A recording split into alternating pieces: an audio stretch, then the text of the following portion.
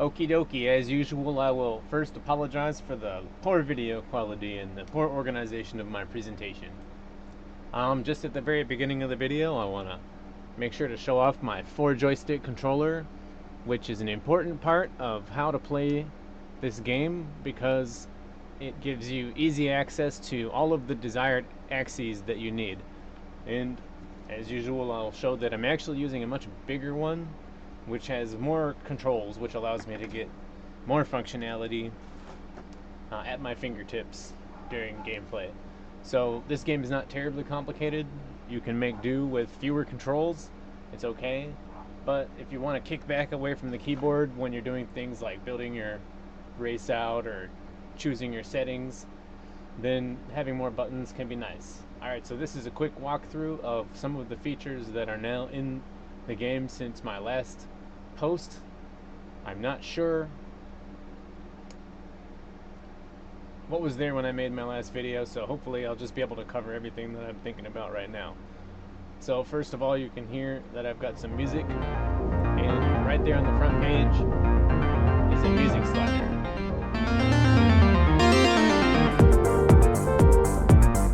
So this volume will carry through to the rest of the game, but when you get into the levels, if you press pause, then there's another music volume slider, and they're all tied, so if you turn it down in the pause menu, it'll be turned down out here as well. So just to quickly run through, here's my drone menu, here's the Rockhopper menu, and then here is the loader test. So I'll pop in here in the loader test. So one of the things that I've done is that now when you're gonna save, if you're gonna overwrite, you can just click one of these and it'll put the word there for you, and you can click save and it'll overwrite. If you're going to load, same thing. These are all the saves in this level. So if I click on it, now it'll pop it up and then I can just load it. If I click on another one, just load it. So I don't have to type the name anymore if it already exists. Similarly, if you're changing something or editing something, then it can be nice to know which one you're working on. You don't have to type it here, you can just click it. So of course I don't want to click save right now because I don't want to overwrite anything. And again, you can see I've got the music volume right there. So I've got a number of songs. All of the songs have credits in the instructions, and they're all from audionautics.com. It's just free music from the database. Going back, so one of the things that is now different is that I've added 2 more race types. They're really the same race type, but previously there was infinite laps, line race, which is just a single lap, and then infinite laps with a weights reset on lap. So if you put weights in your lap and you want your weight to be where it is every lap, then you can put it on weights reset on lap, and then when you get to the end of the lap, all the weights will reset. So it just changes what kind of style of race you can have. So you may not want that. You may have a lap organization that you want them to be where they were previously where you left them.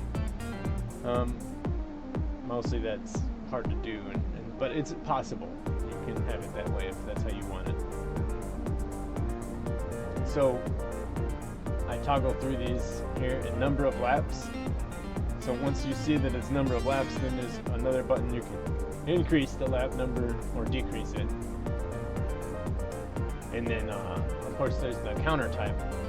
That's the same, there's no changes. You can count on the first gate, count on the reset after countdown, or manual timer start and stop, or just no timer. So now when you save your game, those settings will actually be saved as well. So if I load a game here, so if I come to here and I load, and I've been playing Multi-Rings 1 is my most recent one. Some of these don't have all the features saved to them.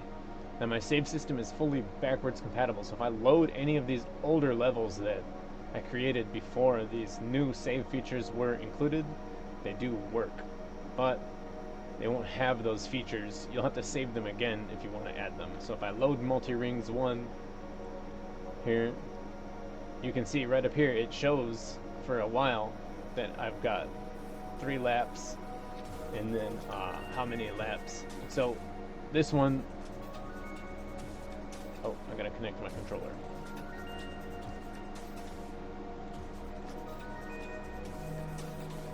Alright, so this one, it went away already, but now if I turn the race on, then you can see that resets weights each lap, and then the counter starts after the countdown. So now the counter has started, so now if I want to get racing, then I can. And then it keeps track of which hoop I'm on, which lap number I'm on.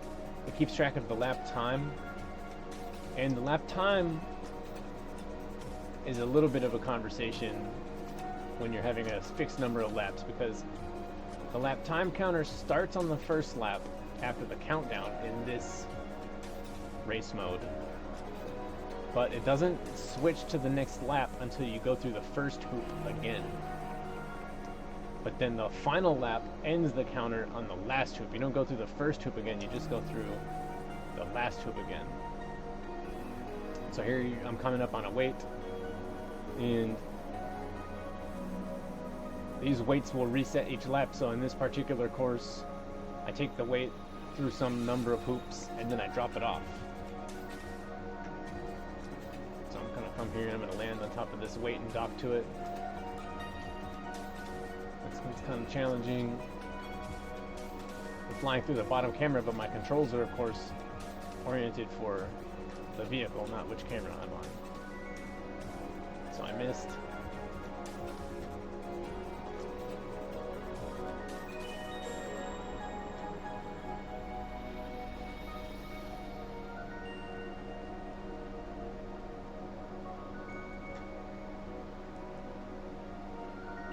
And you can see I need to line up the top 2 parts of the green X. So now I'm on the feet, but I'm not quite perfectly lined up. And now you see that square, now I can connect to the weight. And then I can start going through this hoop over here. And I need to make sure that I fit. So I just gotta fly down through this hoop right here.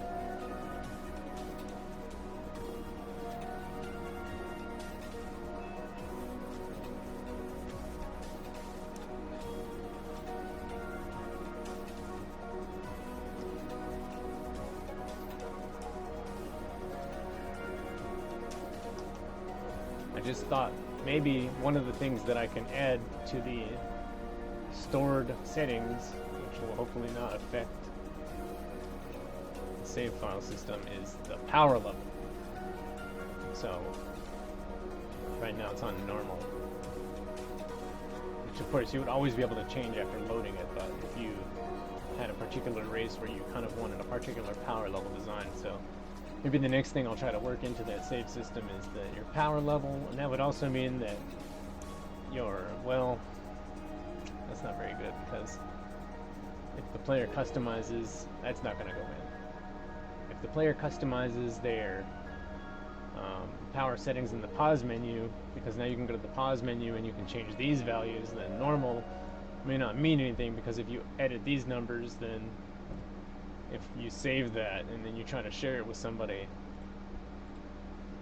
that won't have any meaning to it. It won't work the same. So I guess the power settings will just have to be part of the README of everyone's course if they post one. And not that anybody's posting courses right now, but the concept of the game does include that players would be able to share their courses with other players. So I made this course using the builder mode. It's not something this isn't a level. This is a little bit more like Minecraft, and I made this by playing the game. I'm not paying attention, so I'm flying way past my target here. Oh, there's my astronaut. That's what's flying me. There's the astronaut over there. You can see he's got his goggles on. He's holding the controller. But I've got to get landed onto this pad right here. This weight dock is what this is.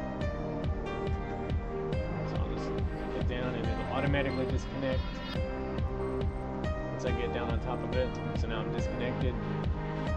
So saw those lights all pop up, that means that I'm now unhooked. So I'm just kind of come through here, do this slalom section.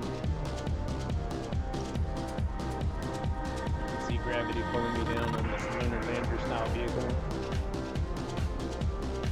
But here over there, you can run past this lunar lander.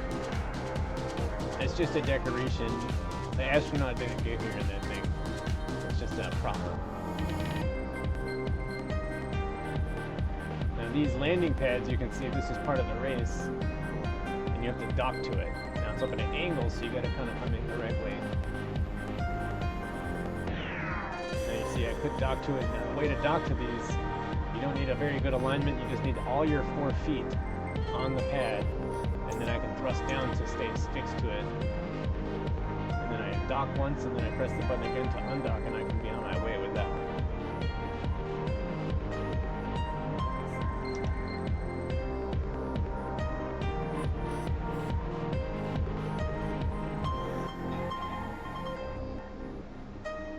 Hop over to this pad. You see this one's also kind of steep.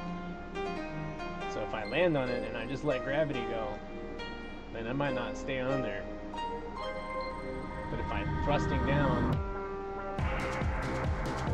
if I let go, now you see I'm going to fall off. If I'm thrusting down, then I can dock. And I can come fly out of here. And I'm almost done with this lap. I won't run all 3 laps. Here's the final hoop. Now, like I was saying, this is the last hoop, but it's not going to clock my lap counter until I go through the first hoop. Except for on the last lap, it'll count right there. But you can see now it's going to took me 6 minutes and 13.6 seconds. So now my next lap is ticking up. And if I do more laps, then those laps will count up on the left. Alright, so put back to main menu. And I guess that should be a summary of all the features. So there's probably more